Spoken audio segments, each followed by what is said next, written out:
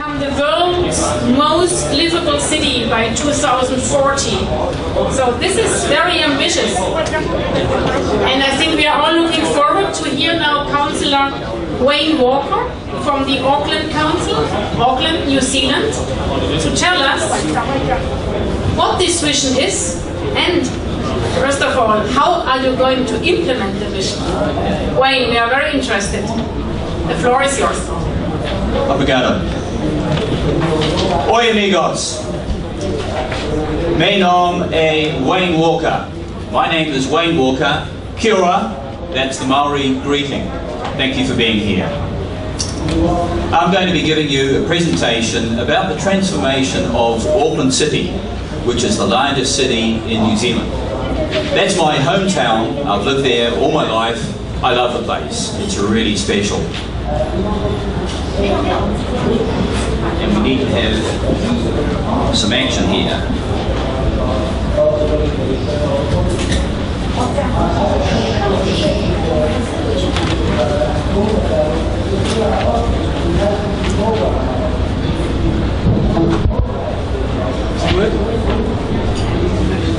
Okay.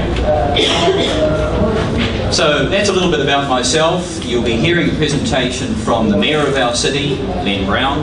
Then I'll be taking you on a journey through the transformation that we're on. It's already begun.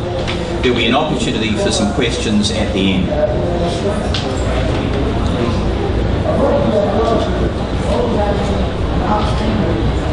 Auckland now. I mentioned Auckland is a small city, about 5,000 square metres, 5,000 square kilometres in New Zealand, and that's a long, long way from anywhere. It's a very green place. About 70% of our area is rural, but if you add the water into the mix, about 70% is blue, so it's green and blue. It's a Pacific city, so many of our citizens are from islands in the Pacific: Tonga, Niue, Samoa, Fiji.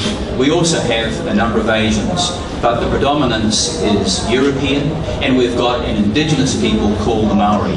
So it's an interesting mix. What makes Auckland special? I've mentioned the people. We've got a unique environment. If you come to Auckland, not only have you got the water, but you've got a number of volcanic features, so many of them that we've got a mission to make it a World Heritage Area. So it's quite a special area. It's fairly warm, around 25 degrees in the summer or more, around 15 degrees in the winter, so it doesn't get too cold and it doesn't get too warm, too hot. And that makes it great for renewables, because anyone can have solar hot water panels on their roof, and they could also have solar voltaics. We're also innovators. Because we're such a long, long way from anywhere, we have to think outside the square and come up with applications that suit us. But our challenge is, in 2040, we figure we could have 1 million more people. And how are we going to fit them? What we don't want is we don't want Auckland to sprawl. And we've been out with a document, which is our Auckland plan, and overwhelmingly people have said, no, they don't want Auckland to sprawl. So that means we have to fit the growth within the existing area. The other mission we've got is to reduce our carbon by 40% by 2040. I think we can do significantly more than that, and we can accelerate that. But at this point, that's our mission. We also want to have 90% renewables. Unlike a lot of places, we've already got a high proportion of renewables because our power is from hydro and a little bit of geothermal, and that's around 77%. So that's not a hard ask for us, and I think we could hit 100%. We're already on the way. Our goal is also to have green growth, to switch a large amount of our production to green technology. We're already on the way, and we can do that. This transformation is happening fast, and that's one of the aspects of our case study. 18 months ago, the 7 cities and the Regional Council in Auckland were combined into one. 140 councillors became 20, 7 mayors and a chairman became 1 mayor, and that was Len Brown. And we're working at light speed. So in the short space of that time, we've produced a transformation plan. That's this document, the Auckland plan. We've taken the people with us. We've produced a waterfront plan, a city centre master plan, and I'll tell you about that soon, and an economic development strategy. So we've been really busy. And the other thing that we had last year was the Rugby World Cup. In Auckland and New Zealand, the national sport is rugby. That's a ball that you throw like that instead of one you kick like that. And it's big. And the third biggest sporting event on the planet after the World Cup, soccer that you're going to have here, football, sorry, correct myself, and also the Olympic Games, is the Rugby World Cup. And we had that last year, and it was massive and it was successful. And I'll tell you about that later. Here's just a snapshot of Auckland over a few years. 1915, the red there is the urban area.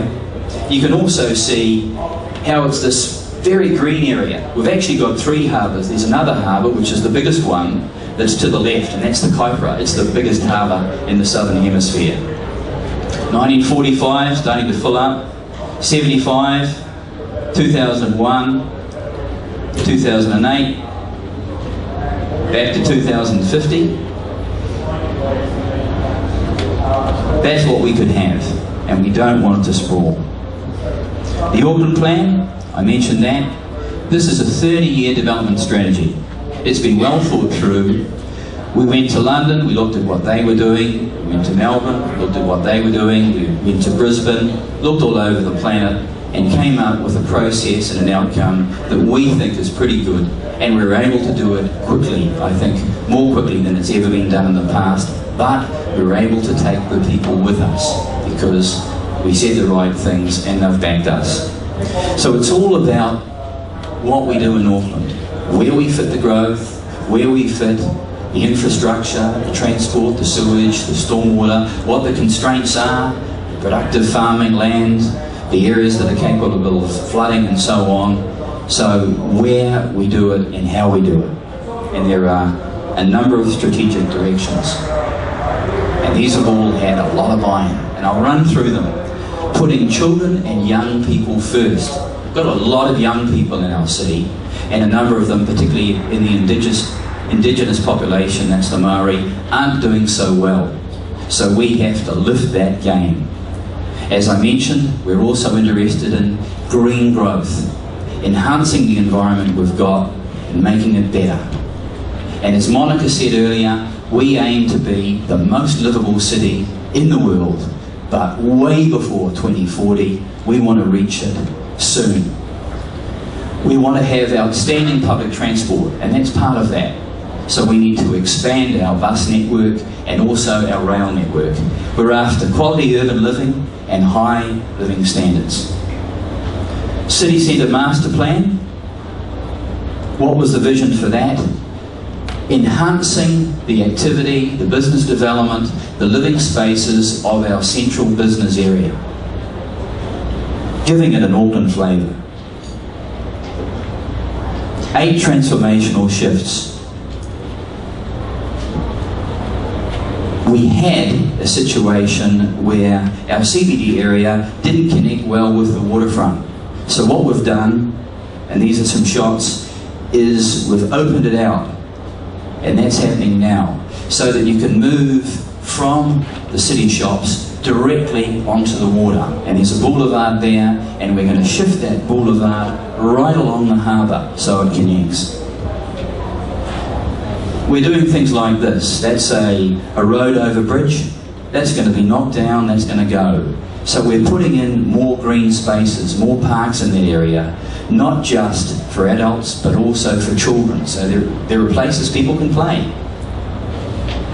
We're going to take existing streets like Victoria Street, and that's when it's not got many cars in it, and we're going to turn them into green spaces. And this particular street is really special because it connects parks at either end. It also connects our art gallery and other civic spaces. So the idea is to make these places living places, places that people can recreate and also enjoy outdoor dining. Here's another space, a gully that's been annihilated by a motorway. We want to put the green back and connect with our museum, one of our most important buildings that's on the hill. The other thing we're doing is planning for a low carbon future. As I mentioned, we've got a plan to reduce our carbon emissions by 40% by 2040. Nowhere near enough, and again, I think we can do better than that. That's going to bring a lot of opportunities for our economy around green growth, and we figure that there's $150 billion there by 2025. We've already looked at our profile, and our profile in Auckland is a bit different to most places. Most of our profile is transport and electricity. So around the 2/3 that you can see there, that's the blue stuff. Here's a graph that just shows the situation. On the right-hand side, we've got what we want to achieve, that's the red, and the stuff in the middle, that's the worst case scenario. That's what we could end up with in carbon emissions if we don't do what we need to do. And we know that we can do this because we've already done the studies that show it's doable. Again, that's what we could end up with, but given that we do the right thing, if we look at that dotted line down the bottom, we can bring it back to what it was in 1990 or better. So we're putting together a plan, and that's already underway. What we're doing in respect of this plan is taking the community with us. So we've developed a whole bunch of work streams around renewables, biofuels, retrofitting the building stock, that's the commercial building stock, residential building stock, all of the things we need to do, and the people involved in those work streams are the stakeholders, the businesses, the banks, the insurance companies, the experts, and they are largely going to be working through that plan with us, and the council is involved. The advantage of doing that is it becomes their plan. It's not the council's plan, it's the plan for Auckland, and they are the ones that are largely going to be implementing it because it's mostly their money and their decisions. So it's absolutely crucial that they have ownership. And then those work streams will magnify and they'll be involved in implementation. It'll be open, it'll be transparent, people will be able to plug in, they'll be able to take advantage of it, replicate, generate new businesses. We've got a tool that we use, it's called the Eco Portal. It's a chart, it's friendly, it's interactive, and it is what we're using to actually help develop this strategy. And that's around things, as I mentioned, like travel, advocacy, a whole range of issues. We're using that tool already in our council so that our officers, our staff across the council can engage and they can see what the opportunities are in various areas across recycling, across energy saving, and they can drill down. They can be involved in making those savings, and they can also see directly from monitoring what we're getting and what we're getting in savings. Already this year, we've saved $1 million in our electricity bill. That's just since we've started doing this, and we can do much better. So just looking at that, I'm just looking at one particular sector. It's energy management, waste management. I'm drilling down, looking at recycling. And here's something that people could tap into. This is a New Zealand developed bin. It's called the Hungry Bin. It's a worm farm. You can replicate it up so it can be used commercially in restaurants. It's really neat. It's being exported now. And as I said, we're going to be using this organisational strategy to really tap people in. Here's another example. This is about energy. This is a chart that shows our energy use.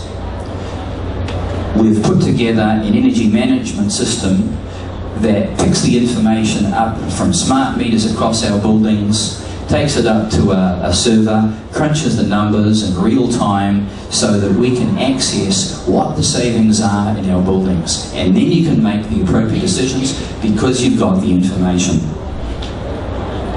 Gives you an idea of how we can enhance it so that we're not just talking about electricity, we've got meters on our water, we're measuring everything so that we can make those savings, we can make them fast, and we can involve the officers and the other people that are the important decision makers in the mix. So, just some actions. Went through quickly. This is our Mayor, Len Brown, and he's launched a project this year which is a solar panel project. That's a house that I went to, the family there on the right. They've had solar panels put on their roof, and that's through a project whereby they've been able to get a cheap grant from the council that gets paid back through their rates or property taxes. So we're incentivising and levering that kind of change within the marketplace, and it's really taken off. As I said in the beginning, we're perfectly placed for solar water heating in New Zealand. Another pick of that eco portal, and that's me with my hand. I can tap on it, it's interactive, the information comes up. Here's something that's interesting. Peace City. A week before I left for Rio, we had a celebration, an unveiling around the celebration of 25 years of Auckland being nuclear free. That's pretty amazing. We had to stand up against some pretty big forces to make that happen. But what I'd like to share with you is the interesting thing about this is it was a citizen movement. What happened was people, and I was one of them, got out. There wasn't any hierarchy, there weren't leaders. Information was communicated about how important this was. Everybody got involved. My area, my town, it made itself nuclear free. Lots of towns all around New Zealand did. So that when the government came to be elected, it was a no-brainer, and New Zealand became nuclear free. It was a really good story. Rugby World Cup, I mentioned that earlier. It was a big thing and it was a great success. It's one of our Maori people on the right. We had a vision, just read it. Rugby World Cup 2011 is a landmark global event that showcases Auckland's unique identity and innovative spirit. It delivers enduring benefits for all Aucklanders and confirms the emergence of the region as a desirable international events destination. And we did that. We had a number of goals: enhancing our waterfront, taking pride in our place, getting people to use public transport, telling our story to the world, and positioning our city as a major events destination. And in every respect, we kicked for touch. It was a winner. So we had $500 million of additional spend. We had huge use of public transport, buses and trains. A lot of people came to New Zealand, many more than what we thought. We thought we were going to get 40,000 visitors. We got 110,000 visitors. That's Queen Street. That's our main street. It was jam-packed with people. You could hardly move. In fact, there were, in some respects, too many people. It was too successful. Big wins. One of the things that we did, and I think it'd be a really good thing to have in Rio, here in Brazil, is we put together something called a fan trail. Didn't cost us a lot of money. The idea was to get people off the road and get them walking. And this was a fun trail. There were green footprints so that you could see where to go. There were bars and shops and things that were open. There were police. There was plenty of safety. Nowhere near as many police as there are here. I mean, it's a pretty safe place. It was successful. Who do we have there? Richard Branson. He walked it. He obviously went to the bars because the next day he wasn't 100%, but he really enjoyed it. Really enjoyed it. And what did he say? Every major event city should have a fan trail. It was a buzz. Brought the whole community together, lots and lots of pride. So I can't emphasise enough as far as the football here is concerned. It's a fantastic opportunity to turn the community on, to leverage great things, especially on the part of young people, people that are perhaps at the lower part of the socio-economic tree, to bring them into the play and generate that pride. So it left a legacy. It's one of our stadiums there, Eden Park. It got rebuilt. We rejigged our waterfront area, cruise ship terminal, new facilities, a viaduct event centre. All of those things were downtown on the water, and it was fantastic. Here's a quote from our mayor. Sometimes it takes a city to lead a nation. And in our case, that's pretty true, because we've got to push back sometimes against the government to make things happen, and we're doing that. I'd like to add something, and that's, I think, in Rio and the world, it's going to take everybody on the planet to get together and make it happen and send a message out. Kia kaha, be strong. Thank you.